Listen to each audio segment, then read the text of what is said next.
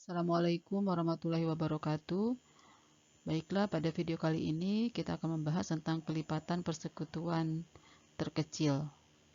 Selamat mengikuti. Ya, kita sudah membahas tentang keterbagian dan faktor persekutuan terbesar. Sekarang kita akan membahas kelipatan persekutuan terkecil. Ya, kita mulai dengan definisi yang saya ambil dari definisi 1.11 ya. Definisi 1.11 ya. KPK dari bilangan bulat AB ya, AB ini bilangan bulat ya, adalah bilangan bulat positif. Jadi bilangan bulat positif dia ya. Bilangan bulat positif D, sebut saja D, yang memenuhi. Di sini ada dua yang harus dipenuhi. Yang pertama, A habis membagi D dan B habis membagi D. Nah, ini artinya D ini merupakan faktor persekutuan ya. D merupakan faktor persekutuan.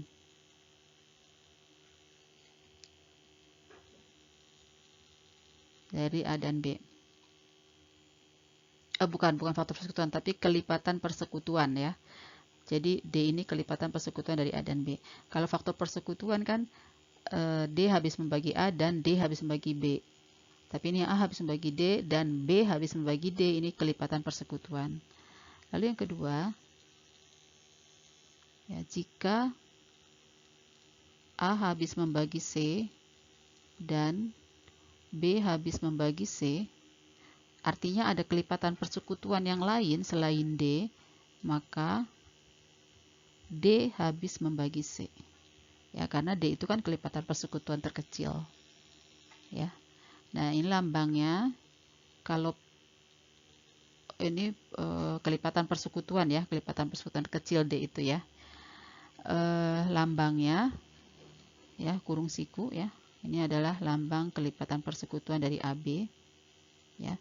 Dan D ini pasti lebih besar sama dengan 1. Ya. D pasti lebih besar dari sama dengan 1. Kemudian kita akan mendefinisikan bilangan prima.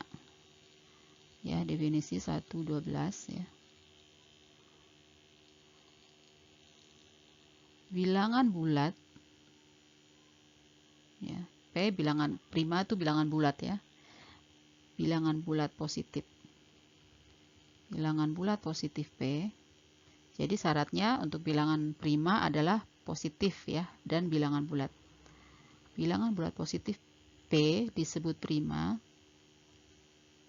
atau bilangan prima ya, jika untuk setiap bilangan bulat A ya, atau A anggota Z bilangan bulat ya, maka berlaku salah satu nih ya, kalau tidak P habis membagi A, atau ya FPB dari AP adalah 1 ya. Jadi harus berlaku salah satu ya, ini atau ini ya. Nah, ini definisi ini sama saja mengatakan bahwa P prima jika hanya mempunyai faktor P dan 1 ya. Jadi definisinya sama dengan ini ya. Nah, ini ada teorema ya. Ada teorema ya. Teorema 1.9 mengatakan bahwa jika P prima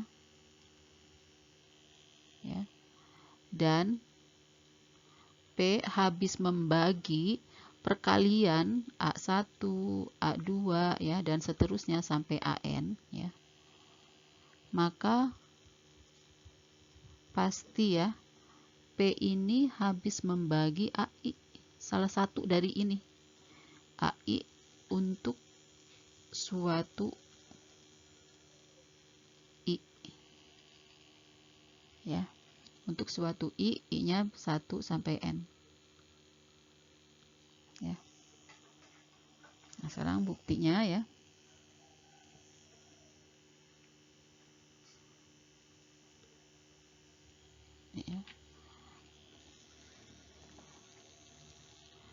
Ya, karena P prima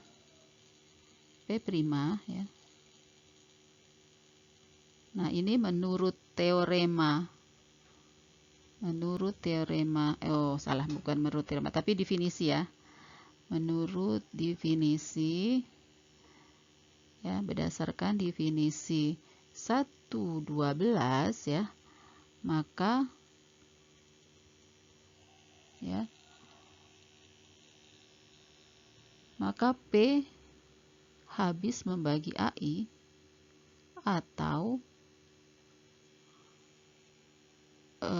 AI FPB dari AIP itu sama dengan 1 untuk setiap I1 sampai N. Nah, ini ya, berdasarkan definisi yang ini ya, bahwa P habis membagi AI atau FPB-nya 1 untuk setiap bilangan bulat ya kan. Makanya di sini P habis membagi AI atau AIP atau FPB 1, FPB AIP itu adalah 1, di mana I-nya 1 sampai N. Ya, untuk setiap ya. Nah, sekarang jika yang berlaku yang pertama ini ya, jika P habis membagi AI untuk suatu I ya. Ambil aja suatu I ya. Sampai dengan N. Nah, ini teorema terbukti ya. Teorema terbukti. Ya. Teorema terbukti.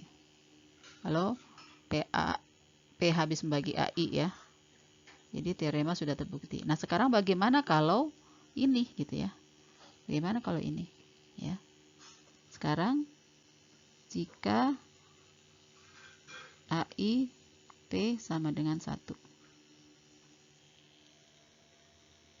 atau FPB-nya ya.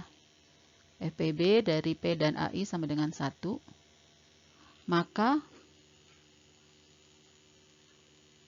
ya, maka P kan tidak habis membagi AI untuk setiap I 1 sampai N ya. Karena dia tidak habis membagi AI untuk semua I, maka pasti P juga tidak habis membagi perkaliannya, yaitu A1, A2, dan seterusnya sampai AN. Nah, ini bertentangan dengan yang diketahui. Ya, ini bertentangan dengan yang diketahui. Yang diketahui apa? Yang diketahui adalah ini, P habis membagi A1, A2, A3 sampai AN. Ya, jadi maka tidak benar bahwa AI ya, FPB AI P itu sama dengan 1. FPB AI dan AP sama dengan 1. Jadi yang benar adalah ini. Ya. Jadi teorema terbukti. Ya, berikutnya berkaitan dengan bentuk kanonik suatu bilangan ya. Ya. Jadi saya tulis dulu sini ya, bentuk kanonik. Ya. Jika N ya, N adalah suatu bilangan bulat Z, N adalah suatu bilangan bulat dan N-nya lebih besar dari 1 ya, bilangan positif berarti dia ya, maka N ini pasti dapat dinyatakan dengan bentuk ya, P1 pangkat A1 ya, lalu P2 pangkat A2 ya, dan seterusnya sampai Pn pangkat An. P ini bilangan prima ya. P bilangan prima, jadi P1 prima, P2 prima ya, dan seterusnya. Nah, ini disebut bentuk kanonik suatu bilangan n. Jadi ini disebut bentuk kanonik. Ya. Bentuk kanonik ya. Nah, contohnya ya.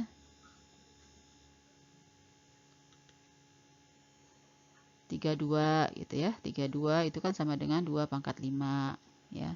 Kemudian 40 itu kan bisa sama dengan 2 pangkat 2 dikali 2 pangkat 3 ya. 2 pangkat 3 kali 5 ya kan. 2 pangkat 3 kali 5. Lalu 5, 2, 5 itu sama dengan 3 kali 5 pangkat 2 kali 7. Silakan dicek ya kebenaran ini ya. Oke. Nah, sekarang kita ke bentuk kanonik ya. Yang tadi didefinisikan. Ya, misalkan suatu bilangan bulat M. Nah, ini kan tadi bisa dinyatakan dalam bentuk kanonik. Misalkan bentuk kanoniknya adalah P1 pangkat A1 ya. Lalu P2 pangkat A2 ya. P3 pangkat A3 dan seterusnya sampai PK pangkat AK ya. Lalu N ya, itu P1 pangkat B1, P2 pangkat B2, P3 pangkat B3 dan seterusnya sampai PK pangkat BK, ini BK. Lalu T P1 pangkat C1 ya, P2 pangkat C2, P3 pangkat C3 dan seterusnya sampai PK pangkat CK ya. Ini maka ya FPB dari M, N dan T itu adalah P1 pangkat D1, P2 pangkat D2, P3 pangkat D3 dan seterusnya sampai PK pangkat DK ya, di mana DI ya itu adalah minimum. Jadi kalau dia FPB minimum ya, minimum dari AI, BI dan CI ya, untuk setiap I. Lalu demikian juga KPK MNT, kalau tadi FPB minimum maka KPK adalah maksimum ya. Ini dapat dinyatakan sebagai P1 pangkat E1, P2 pangkat E2, P3 pangkat E3 ya, dan seterusnya sampai PK pangkat EK. Maka EI itu maksimum dari AI, BI dan CI untuk setiap I ya, itu ya. Jadi seperti itu. Nah, sekarang kita buat contoh ya. Contoh penerapannya ya. 198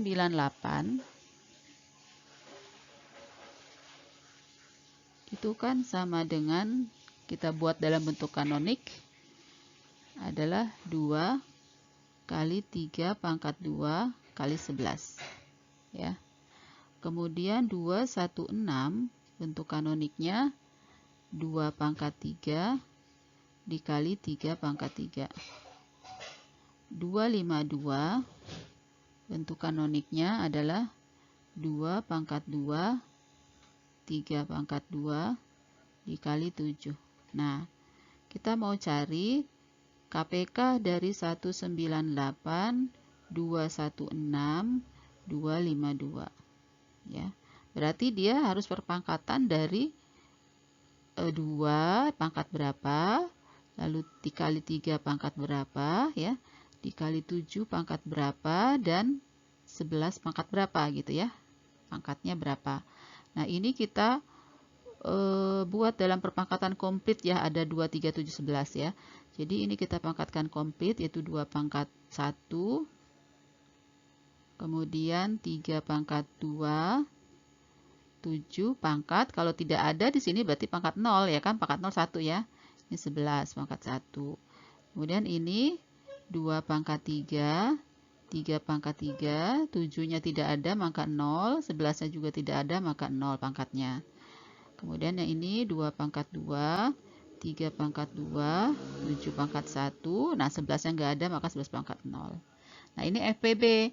FPB-nya berarti 2 pangkat berapa? Ya, itu minimum. Minimum dari di sini pangkat 1 ya. Berarti minimum dari 1, 3, 2. Minimum dari 1, 3, 2 adalah 1 ya. Jadi ini pangkat 1 ya.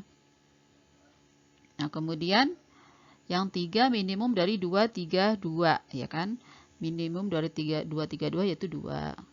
7 berarti minimum dari 0 sama 1 yaitu 0 ya.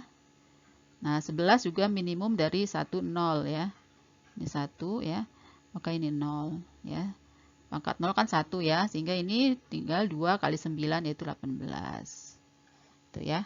Kalau FPB-nya, KPK-nya, KPK 198, 216, 252 ya. Oh, ini lambang KPK ya. Ini saya hapus dulu biar manis ya. Ini berarti maksimumnya ya, maksimum dari 1 ya, maksimum dari 1, 3, 2 yaitu 3 ya kan. Kemudian 3 pangkat maksimum dari 2, 3, 2 yaitu 3 ya kan. Kemudian 7 maksimum dari pangkat itu 7 pangkat berapa ya, 1 ya. 11 juga pangkat 1 ya. Jadi ini dan ini sama dengan 16, silahkan dihitung ya, 16, 6, 3, 2 ya. Terakhir kita bahas teorema 112 ya. Teorema 112 yang mengatakan bahwa P suatu bilangan prima ya. Jika P suatu bilangan prima, maka ada dan-nya ya. Jika P suatu bilangan prima dan P habis membagi A kali B ya, maka P habis membagi A ya. P habis membagi A atau P habis membagi B ya. Titiknya ya.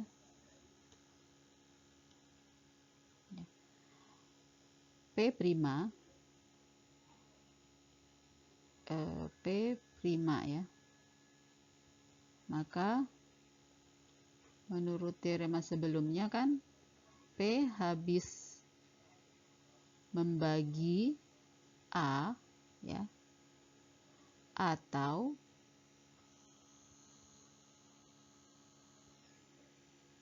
FPB dari AP sama dengan 1 ya. Benar nggak ya? Ini menurut tadi teorema berapa tadi? Teorema 1/9.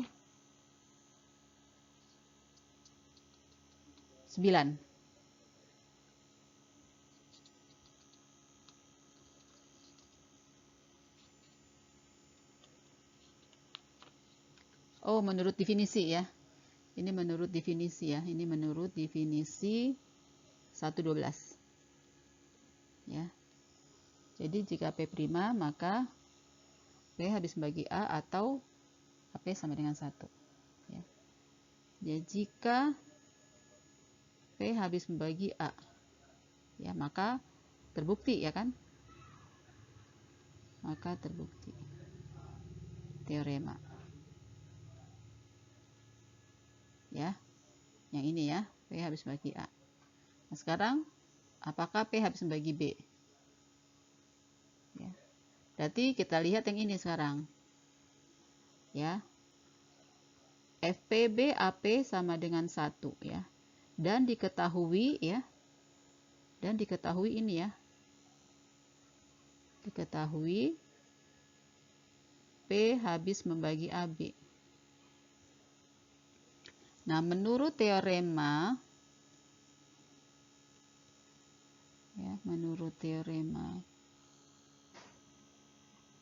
yang sebelumnya, yaitu teorema 18 ya. Menurut teorema 18, ingat ya, teorema 18 yang bunyinya begini, teorema 18 ya. A habis membagi BC dan FPB dari AB sama dengan 1 ya. Jika ini maka A habis membagi C. Seperti ini. Ya. Nah, ini hampir sama ya. Ini AP sama dengan 1 ya. Ini AB sama dengan 1 dan P habis membagi AB. Di sini A habis membagi BC ya. Berarti ya, dari sini berarti dapat dikatakan bahwa P habis membagi B. Ya. Jadi teorema terbukti. Ya. Oke. Demikian bahasan tentang KPK. Ya, saya akhiri. Sampai ketemu pada bahasan berikutnya.